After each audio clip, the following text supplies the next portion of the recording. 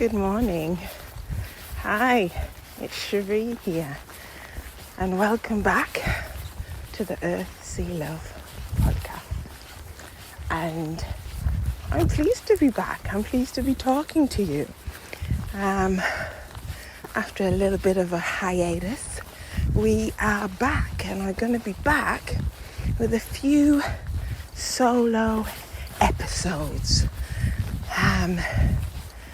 Inspired by Yarrow and her exploration series, I thought it might be good to use this space and opportunity to tell you what's been happening behind the scenes with myself and Earth, Sea, Love and the Earth, Sea, Love podcast.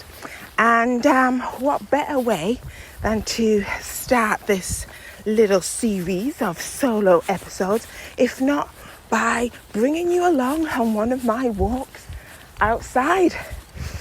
And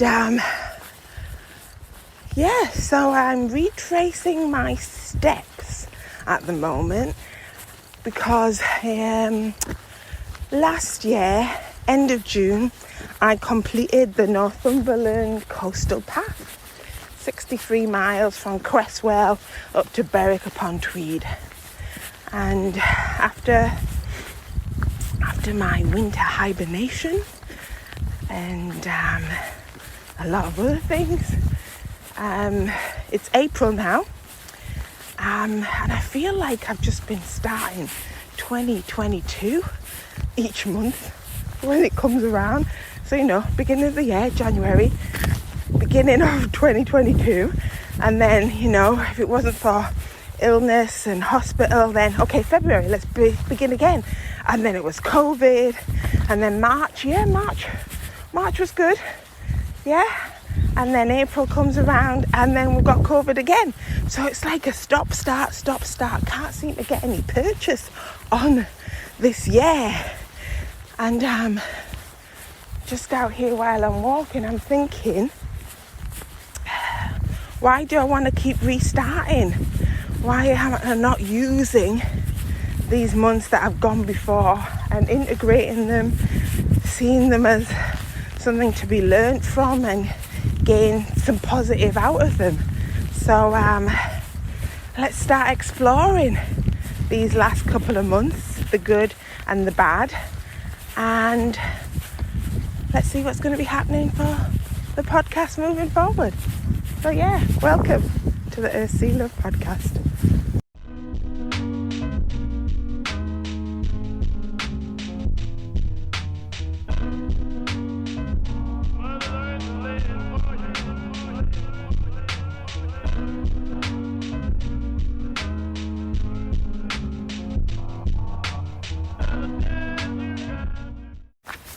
So, walking from Cresswell to Druridge Bay Country Park Visitor Centre at the moment, a mile to go.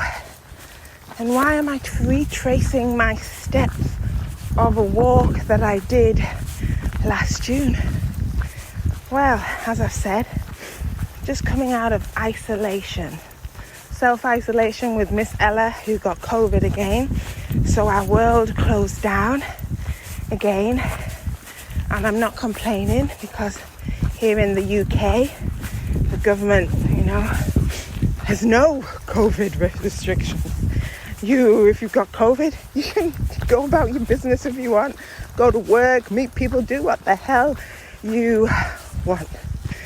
But still, there's a high infection rate, and so we did self-isolate for the 10 days because that's us doing our bit. And when we're out there, we're still wearing our masks. But that's another tangent I'm not going to go into. But I'm retracing my steps because there's been a few knocks, as I've been saying, in 2022 already. World closing down, and in a sense, attitudes and feelings and that sense of adventure closed down and limited, and these kinds of knocks. And one was really traumatic with Miss Ella in hospital. It does knock your confidence. And you just want to stay close to home, keep your loved ones close and just protect, and you go in. So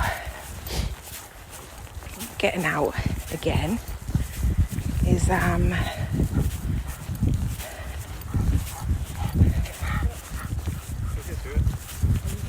morning is my way of trying to open up my world more, getting back out there, building back up my confidence of walking. And what better way to do it than on a path that I've done before, which was such a really transformational journey the first time I did it. It really fostered a love of walking, day hiking, through hiking, doing long distance walks with only my gear on my back, and all I have to think about is getting to the next destination, to lay my head down and get back up again. You know, it simplifies life in such a beautiful and simple way, obviously, but it also makes sure that I'm present. And being indoors for 10 days, you know, I created a creatrix in residence at home as a way of switching it, turning, you know, taking that decision to self-isolate it on its head into a positive, into something productive. But, you know, the views were limited. So getting back out again and walking is my way of opening up my views. Opening up my body, opening up my heart, opening up my mind, opening up my soul. And I'm already feeling the benefits of it. And I'm already saying, well done, Sheree, for doing it. But this time I'm doing it a bit differently. Last year I did each stage and I had accommodation at the end of each stage. So today is Cresswell, midpoint Druridge Bay, and then on to Amble, and then Warkworth if you want to do it that long. So last year I had accommodation for me in Amble. This year I'm walking at Amble, and then I'm getting the bus back to Cresswell where my car is, and I'm going to be doing a bit of car denning it, or car camping. So I've souped up my car den from lockdown days, and yeah, it's much more comfy in the sense of I've got some blow up air beds in there, I've got the duvets, I've got some pillows. I mean, I had them before, but now I've got my camping gear there. So my stove, food, and water. So I can stay in there overnight and then go back to the next stage where I stopped it off, walk, then bus back to the car, etc. So that's what I'm trying to do. But I haven't got that many days this time, so I don't think I'm going to be doing the whole walk this time. But I'm just going to do what I'm going to do, walking at my pace. If that's slow, it's slow. But I'm moving out within the countryside. I've just come off the beach through the sand dunes, and now I'm walking through some trees that are budding here. Some have got some blossom on, some have got some catkins on, and pussy willow, and yeah, and you can hear the birds. So I'm good. So that's me.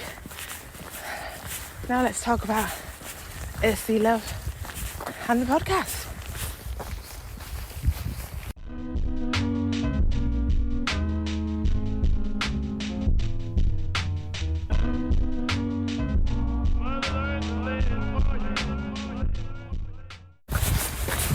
Okay, as you can hear, I'm still walking. I haven't got to Druridge Bay yet, So really, you're walking a mile with me. I hope you're enjoying it. So, what's been happening with Earth, Sea, Love and the Earth, Sea, Love podcast? Well, at the end of 2021, December 2021, it was a time of going within. We've just released some really, really stimulating, exciting episodes in conjunction with Northumberland National Park's Future Landscapes Festival, and they're still available to listen to. But then come December, we went into hibernation. It was always the plan because we had to finish off the reporting and evaluation for our National Lottery Heritage Fund grant that was funding the wayfinding project, diversity, equity and inclusion in the great outdoors, which Earth, Sea, Love came out of. So we had to finish off the reporting stage for that, make sure that we'd hit all our measures that we said we were going to do and what were the benefits. So paperwork always takes time. But as I say, we were always going to be taking a hiatus during the winter break and regroup, reflect and see how we were going to move forward. And one thing or another, as I've mentioned, I'm not sure if we've had that time and space to reflect. We just know that time is still moving forward, and the Earth, Sea, Love podcast hasn't made an appearance. So the plan is, well, slowly and surely, Earth, Sea, Love is becoming a social enterprise. So we can continue to do the great work that we have been doing, offering opportunities to people of the global majority in the Northeast to get out there and experience the nature and countryside on their doorsteps. So we still want to continue to do that, and also we want to up our engagement and working with white predominantly organisations and companies around anti-racism education and training. We've dipped our toe into it from 2020 really, when organisations have reached out to us and said, we need some consultations and we need your help and support. So we're bringing that into our services as a social enterprise. So that's what's happening. So Earth, Sea, Love is going to become a community interest company, and that's in the pipeline. And then hopefully once we become that means we can go seek further funding. And what this means moving forward with the podcast is that, of course, we've got some interviews and conversations lined up. So we're going to be bringing out some, just before the summer, probably during the summer. We've got some, as I say, some solo episodes coming out now. And, we're trying to make sure that we can pay our guests and our speakers, because, sitting down and chatting with me takes time and energy. And it would be good to respect that time and energy by offering payment. And I suppose the major change moving forward, as 2020 we saw the Earth, Sea, Love podcast come into fruition. It started in July, and it's been going from strength to strength each year. And the major change is that Earth, Sea, Love and the Earth, Sea, Love podcast is now exclusively my baby, my project, my creative project moving forward. I'm putting my name on it and developing it and furthering it, and I'm claiming it, I'm owning it. I'm stepping out from behind the group and the other organisation, which was Identity on Time, and I'm running with Earth, Sea, Love and the podcast because put too much time and energy into it to let it fail or disappear.